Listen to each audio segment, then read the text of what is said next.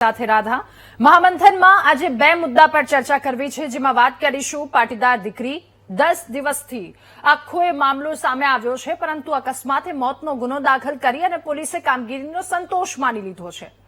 હવે દીકરીની માતાની રજૂઆત આટલા દિવસો બાદ અને ત્યારબાદ પાટીદાર અગ્રણીઓ કે જેઓ પણ મેદાને આવ્યા છે આ દીકરીને ન્યાય અપાવવા માટે, એના વિશે વાત કરીશું। શું છે સમગ્ર મામલો, પરંતુ એની પહેલા વાત કરવી છે રાજ્યમાં ચોમાસું ક્યારે બેસશે। હવે અત્યાર સુધીનો એ માહોલ 40 થી 45 ડિગ્રી સુધીની સતત ધોમધકતો તાપ આપણે સહન કર્યો અને હવે એક રાહતના સમાચાર એ છે કે આ તાપમાંથી હવે આપણને આંશિક રાહત મળશે। પ્રી મોન્સૂન એક્ટિવિટી શરૂ થઈ ચૂકી છે। ગુજરાતની અલગ અલગ જગ્યા પર એ તારીખ 6 થી 7 સુધી એ પ્રકારનો વરસાદ રહેવાની સંભાવના હવામાન વિભાગે વ્યક્ત કરી છે, એટલે કે આગામી દિવસોમાં વરસાદ એ કાળઝાળ ગરમીમાંથી ક્યાંક રાહત મળશે અને હવે જૂન મહિનો શરૂ થઈ ચૂક્યો છે। 15-20 પછી ખેડૂતો માટે પણ ખૂબ મહત્વનો સમય કહી શકાય, વાવણીનો એ સમય। તો એમના માટે જાણવું સમજવું છે કે આખો વરસાદનો સિનારીઓ શું રહેવાનો છે, વરસાદ ક્યારથી શરૂ થવાનો છે અને આ ચોમાસાની આખી સિઝન દરમિયાન કેવો વરસાદ ક્યાં કેટલો રહેશે। આ તમામ સવાલોના જવાબ સાથે પહેલો મુદ્દો જેના પર વાત કરવી છે કે ગુજરાતમાં કાળઝાળ ગરમી અને અસહ્ય ઉકળાટની વચ્ચે આખરે કુદરતે કરવટ બદલી છે। 45 ડિગ્રી આસપાસ તોબા પોકારાવતી ગરમીથી ગુજરાતીઓને હવે રાહત મળશે। સાયક્લોનિક સર્ક્યુલેશન સક્રિય થતા રાજ્યના વાતાવરણમાં જોરદાર પલટો આવ્યો છે અને આગામી 8 દિવસ સુધી સમગ્ર ગુજરાતમાં મેઘરાજા ધમાકેદાર બેટિંગ કરવાના છે। આગામી 8 દિવસ સુધી ગુજરાતમાં ગાજવીજ, વીજળીના કડાકા અને 50 થી 60 કિલોમીટર પ્રતિ કલાકની ઝડપે ફૂંકાનારા એ તોફાની પવન સાથે પ્રી મોન્સૂન વરસાદની સંભાવના વ્યક્ત કરાઈ છે। ઉત્તર ગુજરાત હોય, મધ્ય ગુજરાત હોય, સૌરાષ્ટ્ર હોય કે પછી દક્ષિણ ગુજરાત, એક પણ ઝોન એવો નથી કે આ વરસાદી સિસ્ટમની અસરથી બાકાત રહેવાનો હોય। આજે વહેલી સવારથી જ અલગ અલગ જગ્યા પર ક્યાંક વરસાદી ઝાપટા પણ આવ્યા છે। અરવલ્લી, સાબરકાંઠા, શામળાજી પંથકમાં ધોધમાર વરસાદ વરસ્યો। ગરમીમાંથી ત્યાંના લોકોને આંશિક રાહત મળી છે। હવે હવામાન વિભાગ અનુસાર મહીસાગર, દાહોદ, પંચમહાલ જિલ્લામાં ભારેથી અતિભારે વરસાદની આશંકા વ્યક્ત કરાઈ છે। અમદાવાદની વાત કરીએ તો અમદાવાદમાં પણ થંડરસ્ટ્રોમ એક્ટિવિટી સાથે મધ્યમ વરસાદ આવી શકે। સારી વાત એ છે કે વરસાદના કારણે આગામી દિવસોમાં તાપમાનનો પારો 3 થી 5 ડિગ્રી સેલ્સિયસ સુધી નીચે ગગડશે, એટલે આ કાળઝાળ ગરમીમાંથી મુક્તિ મળશે। ખેડૂતો માટે પણ સારા સમાચાર, કારણ કે એ વરસાદની શરૂઆત થઈ ગઈ છે।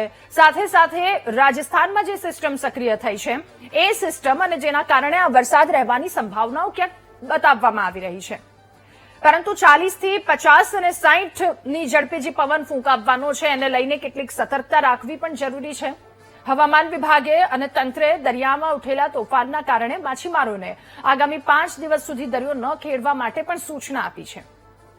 એટલે આખું શું રહેવાનું છે, ચોમાસું કેવું રહેવાનું છે, આ વખતે વરસાદ કેવો રહેશે, ગુજરાતના કયા ભાગમાં વધારે વરસાદ રહેશે, કેટલા ટકા વરસાદ થવાનો છે, જાણીશું આજના મહામંથનમાં।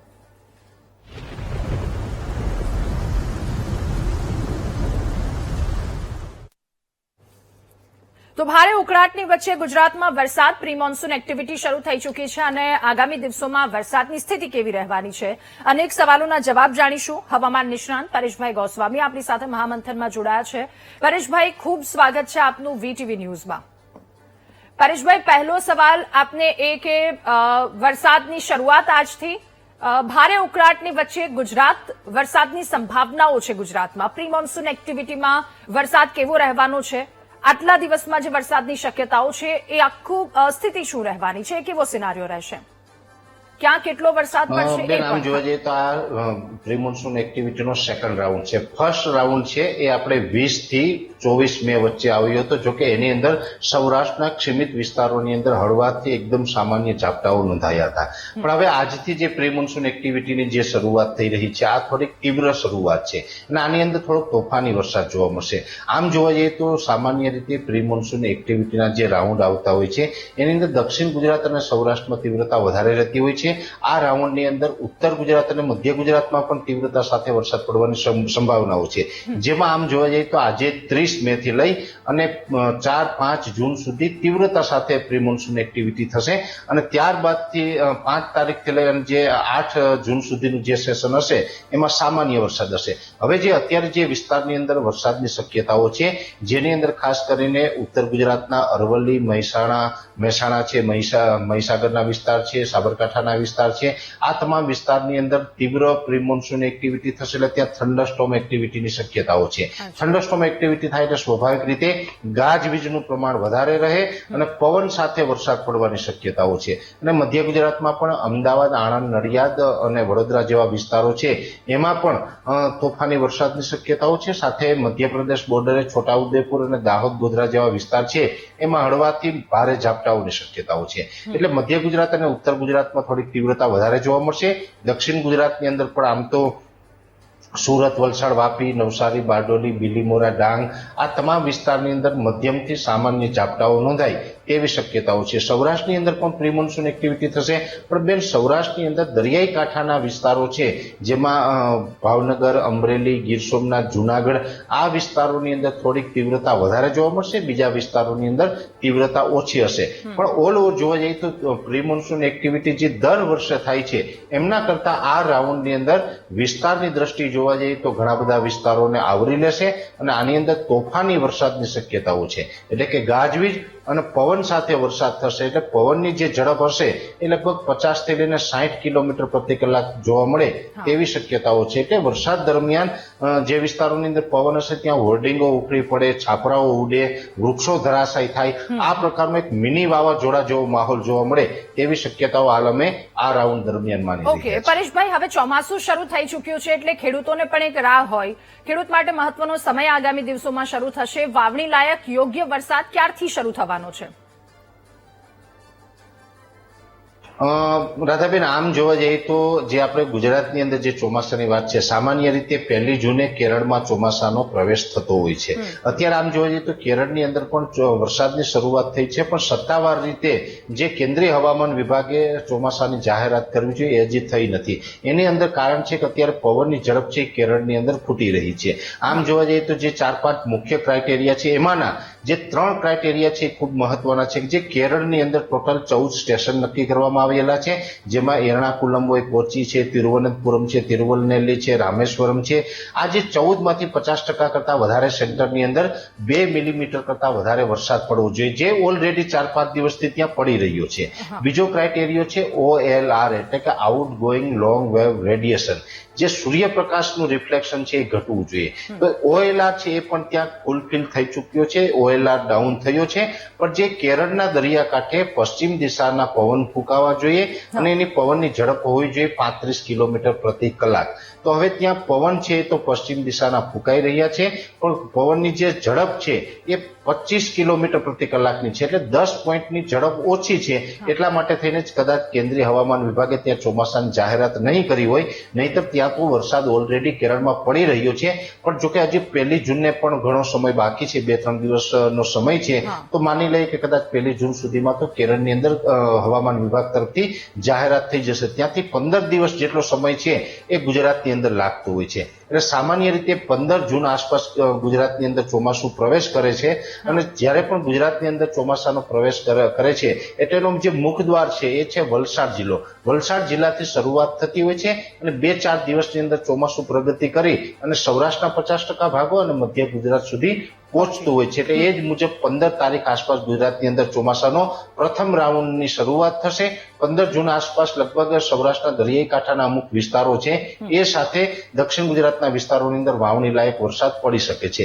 બીજો રાઉન્ડ છે એ 22 જૂન આસપાસ આવશે અને 22 થી 25 જૂન સુધીમાં લગભગ ગુજરાતના 60 થી 70% વિસ્તારની અંદર સારા વરસાદો પડે અને સારી વાવણી થાય તેવી શક્યતાઓ છે. અને જૂનના છેલ્લા દિવસો અને જુલાઈના જે પ્રથમ અઠવાડિયાના દિવસો હશે એની અંદર ઓલ ઓવર ગુજરાતની અંદર ચોમાસું ફરી વળે અને સારા વરસાદની શરૂઆત થાય એવી શક્યતાઓ છે. એટલે આમ જોવા જઈએ તો રાધાબેન 3 રાઉન્ડની અંદર વાવણીના વરસાદ ચાલુ વર્ષે જોવા મળે એવી શક્યતાઓ માની રહ્યા છે. પણ મહત્વનું છે કે ગુજરાતની અંદર તો 15 જૂન આસપાસ ચોમાસું પ્રવેશ કરી જશે. ભલે એ ગુજરાતના અન્ય વિસ્તારોમાં લાભ ન આપે, પણ દક્ષિણ ગુજરાતના ભાગો અને સૌરાષ્ટ્રના દરિયાઈ કાંઠાના વિસ્તારો છે એની અંદર તો 15 જૂન આસપાસ ચોમાસું પ્રવેશ કરી શકે છે. ઓકે. હવે સંભાવના એ પણ વ્યક્ત કરાઈ રહી છે કે આ વખતે ચોમાસામાં દર વખત કરતા થોડો ઓછો વરસાદ રહેવાની સંભાવના છે. તો એકંદરે આ વર્ષે ચોમાસું કેવું રહેવાનું છે ગુજરાત માટે, ગુજરાતના ખેડૂતો માટે? શું એ ઓછું થઈ શકે? સામાન્ય રીતે જોવા જઈએ તો આ વર્ષે અલનીનોનો પણ પ્રભાવ કદાચ ચોમાસા ઉપર જોવા મળી શકે છે. એટલે અલનીનો એટલે આમ તો પ્રશાંત મહાસાગરનું તાપમાન છે એ નોર્મલ કરતા ઊંચું જાય છે ને જે પ્રશાંત મહાસાગરનું પાણી ગરમ થાય છે જેને આપણે અલનીનો કહીએ છીએ. એ અલનીનો છે એ પછી આપણે ચોમાસાની જે આખી પેટર્ન છે એના ઉપર નેગેટિવ અસર કરતું હોય છે. એટલે આ વર્ષે અલનીનો ચોક્કસથી સક્રિય થશે, પણ આઈઓડી પોઝિટિવ રહેવાનો છે. આઈઓડી એટલે કે જે ઇન્ડિયન ઓશન ડેપોલ, જે આપણે હિન્દ મહાસાગરનું જે તાપમાન છે એ ફેવરેબલ રહેશે, જેને કારણે ચોમાસું સામાન્ય આસપાસ રહેવાનું છે. ગત વર્ષની વાત કરવા જઈએ તો ગત વર્ષે એવરેજ ઓલ ઓવર ગુજરાતની અંદર 109% આસપાસનો વરસાદ વરસ્યો હતો. આ વર્ષે કદાચ બની શકે કે 92 થી લઈ અને 95% સુધીનો વરસાદ પડે તેવી સંભાવનાઓ છે. અને આમ પણ સામાન્ય ચોમાસું જે ખેડૂતોના હિતમાં હોય એવું ચોમાસું છે એ 96% થી લઈને 106% સુધી માનવામાં આવે છે. જો 96% થી લઈને 106% સુધી રાધાબેન વરસાદ પડે છે તો એમાં બહુ નુકસાની નથી આવતી ને ખેડૂતો છે એ સારું ઉત્પાદન લઈ શકતા હોય. તો આ વર્ષે 92 થી લઈને 95% એટલે નોર્મલ આસપાસ તો ચોક્કસથી વરસાદ પડે તેવી શક્યતાઓ છે. જો આ વરસાદ છે એ 90% કરતા પણ ઓછા પડે, દાખલા તરીકે 80, 82 કે 85% ની આસપાસ વરસાદ પડે તો એ ઓછા વરસાદો કહેવાય. પણ 92 થી 95% આસપાસની જે સંભાવનાઓ અમે માની રહ્યા છે એટલે એ બહુ ચોમાસું નબળું નથી, સામાન્ય ચોમાસું છે ને ખેડૂતોના હિતમાં છે. ખાસ કરીને 2 રાઉન્ડની અંદર ચોમાસું જોવા મળી શકે છે. જે જૂન મહિનાની અંદર જે ચોમાસાની શરૂઆત થશે તો દર વર્ષે જે જૂન મહિનામાં એવરેજ વરસાદ પડે છે એના કરતા થોડુંક વરસાદનું પ્રમાણ ઓછું રહી શકે. એટલે લગભગ 30 થી લઈને 40% જૂન મહિનાની અંદર વરસાદ ઓછો પડી શકે. એવી જ રીતે જુલાઈની અંદર પણ નોર્મલ કરતા થોડોક વરસાદ ઓછો પડે તેવી શક્યતાઓ છે. એટલે આમ તો 15 ઓગસ્ટ સુધી ઘણા બધા ખેડૂતો છે એની અંદર એવું લાગશે કે ભાઈ આપણે ચોમાસું છે નોર્મલ કરતા ઓછા વરસાદો પડી રહ્યા છે, પણ 15 ઓગસ્ટ પછીનું જે સેશન હશે એની અંદર વરસાદની તીવ્રતામાં વધારો થશે અને એકંદરે કહી શકાય કે વર્ષનું આખું ચિત્ર બદલાઈ જશે અને સારા વરસાદોની શરૂઆત થશે. પછી 15 ઓગસ્ટ બાદથી જે ઓગસ્ટના જે 15 દિવસ, ત્યાર પછી સપ્ટેમ્બર મહિનામાં પણ સારા વરસાદની શક્યતાઓ છે અને ઓક્ટોબર મહિનામાં પણ 2 રાઉન્ડની અંદર વરસાદ જોવા મળે તેવી સંભાવનાઓ છે. એટલે એકંદરે 92 થી 95% સાથે મધ્યમથી સારું ચોમાસું જોવા મળે એવી શક્યતાઓ આલમને લાંબા ગાળાના પેરામીટરોના આધારે દેખાઈ રહી છે. આ વખતે હીટવેવ પણ બહુ રહી અને સાથે આપણે હમણાં જણાવ્યું જૂનમાં થોડો ઓછો વરસાદ છે. તો જૂનમાં આ વખતે ગરમી, બફારા, ક્યાંક હીટવેવની સંભાવનાઓ દેખાઈ રહી છે. એ જો શક્યતાઓ છે તો પછી એનું સત્ય શું છે? રાધાબેન, આમ જોવા જઈએ તો હીટવેવની સંભાવનાઓ જૂનમાં અમારી દ્રષ્ટિએ નથી દેખાતી. એનું કારણ છે કે આમ તો અત્યારથી તાપમાન છે હવે 1-2 દિવસની અંદર ડાઉન થવાનું ચાલુ થઈ જશે. આજેથી પણ ઘણા બધા વિસ્તારોની અંદર તાપમાન છે એ ઘટ્યું છે. આમ જોવા જઈએ તો 2026ના ઉનાળા દરમિયાન સૌથી લાંબો હીટવેવનો રાઉન્ડ છે આ વર્ષે જોવા મળ્યો છે. એટલે આ વર્ષે ગરમી અલગ અલગ પ્રકારના રેકોર્ડો બનાવ્યા છે, જેમાં 9 એપ્રિલ 2026 થી લઈ અને 18 મે 2026 એમ ટોટલ 40 દિવસ સુધી કન્ટિન્યુ તાપમાન છે 40 ડિગ્રી કરતા વધુ જોવા મળ્યું હતું. એવરેજ આપણે 42 થી 44 ડિગ્રીની રેન્જમાં તાપમાન નોંધાયું હતું. પણ ત્યારબાદથી તાપમાન છે એટલે કે જે મે મહિનાના છેલ્લા અઠવાડિયાની અંદર તાપમાન 40 ડિગ્રીની નીચે આવી ચૂક્યું છે. અત્યારે એવરેજ તાપમાન છે 36 થી 38 ડિગ્રી છે, જેમાં પણ હજુ આવનારા 1-2 દિવસની અંદર ઘટાડો થઈ શકે છે. પણ હા, એક ચોક્કસ વાત છે કે અત્યારે ગુજરાત ઉપર અરબ સાગરમાંથી જે પશ્ચિમ દિશાના પવન ફૂંકાઈ રહ્યા છે અને આ ભેજવાળા પવન છે. ભેજવાળા પવનને કારણે આપણે ગરમી અને ઉકળાટ છે એ સખત વધી રહ્યા છે. એટલે હજુ જૂન મહિના દરમિયાન ગરમી અને બફારો છે એ વધુ જોવા મળે તેવી શક્યતાઓ છે. એટલે વધુ ગરમી હોય જેને કારણે તાપમાન છે એ 35 ડિગ્રી હોવા છતાં પણ આપણે 42 કે 41 ડિગ્રી જેવો અહેસાસ થતો હોય છે, જેને આપણે ફીલ લાઈક કહેવામાં આવે છે.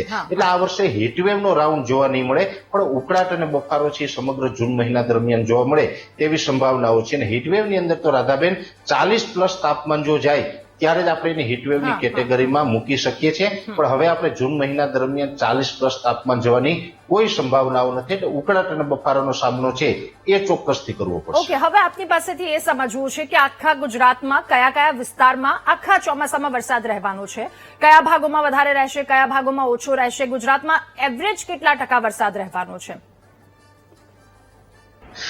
બેન, આમ તો એવરેજ જયારે 92 થી 95% વરસાદ પડવાનો છે એટલે સામાન્ય આસપાસ વરસાદ થવાનો છે.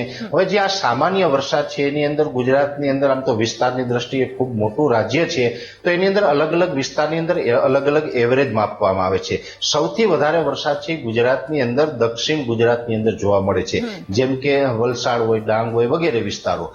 ત્યાં 70 થી 80 ઇંચ વરસાદ પડે તો પણ એને 100% વરસાદ ગણવામાં આવે છે. જ્યારે ઉત્તર ગુજરાતની અંદર 35 થી 40% વરસાદ હોય તો એને પણ 100% વરસાદ ગણી લેવામાં આવે છે. કચ્છની અંદર તો 30 ઇંચ કરતા પણ ઓછો વરસાદ હોય તો પણ એને 100 ઇંચ વરસાદ ગણવામાં આવે છે. જ્યારે સૌરાષ્ટ્રના દરિયાઈ કાંઠાના ભાગોથી લઈને અન્ય વિસ્તારો છે એમની અંદર 50 થી 55 ઇંચ વરસાદ પડે તો એને 100% વરસાદ ગણવામાં આવે છે. એટલે બધાની જે 100% વરસાદની એવરેજ અલગ અલગ છે એ જ મુજબ બધા જ વિસ્તારની અંદર લગભગ મારું માનવું છે કે 92 થી 95% વરસાદ વરસી શકે છે. એટલે એવરેજ એકંદરે જોવા જઈએ તો જે ખેડૂતોને અને ખેતી પાકોને જરૂરિયાત છે એ પ્રકારના સામાન્ય વરસાદ છે 92 થી 95% પડશે. ખાસ કરીને એક સમય એવો પણ આવશે કે જેની અંદર કુવા બોર ઓવરફ્લો થાય અને એની અંદર અતિવૃષ્ટિ જેવો પણ માહોલ જોવા મળશે, જેની અંદર સમયગાળો હશે 26 ઓગસ્ટ થી 6 સપ્ટેમ્બર. એટલે જે એ 10 દિવસનો જે સમયગાળો છે એ સમયગાળા દરમિયાન તોફાની વરસાદ અને સામાન્ય કરતા વધારે વરસાદ પડે, અતિવૃષ્ટિ થાય અને જળબંબાકારની સ્થિતિનું નિર્માણ થાય તેવી શક્યતાઓ છે. હવે આ વર્ષે એક શક્યતા એવી પણ છે રાધાબેન, બંગાળની ખાડી છે એના ઉપર કદાચ અલ્નીનોનો પ્રભાવ રહે કે બંગાળની ખાડીમાં સિસ્ટમો ઓછી બને અને અરબ સાગરમાં સિસ્ટમો વધુ બને તેવી શક્યતાઓ અમે માની રહ્યા છીએ. કેમ કે આઈઓડી પોઝિટિવ રહેવાનું છે કે અરબ સાગરમાં સિસ્ટમો વધુ બનશે તો આ અતિવૃષ્ટિ છે એમાં પણ કદાચ દક્ષિણ ગુજરાત અથવા તો સૌરાષ્ટ્રનો કહી શકાય કે સમાવેશ થતો હોય એવું લાગી રહ્યું છે કે સૌરાષ્ટ્ર અથવા તો દક્ષિણ ગુજરાતની અંદર 26 ઓગસ્ટ થી લઈ અને 6 સપ્ટેમ્બર સુધીમાં અતિવૃષ્ટિ જેવા વરસાદની પણ શક્યતાઓ માની રહ્યા છે. ઓકે, પરેશભાઈ, આપનો ખૂબ આભાર મહામંથનમાં અમારી સાથે જોડાવા બદલ, અમારા દર્શક મિત્રો સુધી ચોમાસાની તમામ માહિતી પહોંચાડવા બદલ.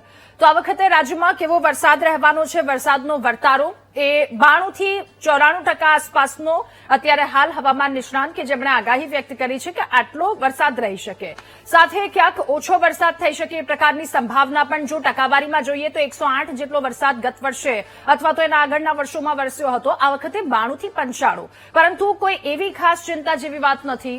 થોડો મધ્યમ વરસાદ કહી શકાય એ પ્રકારની સ્થિતિ છે.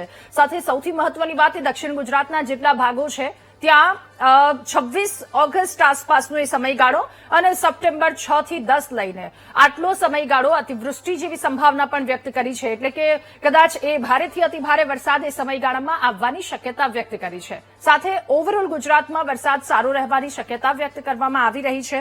અને હાલ 3 થી 4 દિવસ કે જ્યારે વરસાદના રાઉન્ડ શરૂ થઈ ચૂક્યા છે અલગ અલગ જગ્યા પર. આ પ્રી મોન્સૂન એક્ટિવિટી જો કે 10 થી 15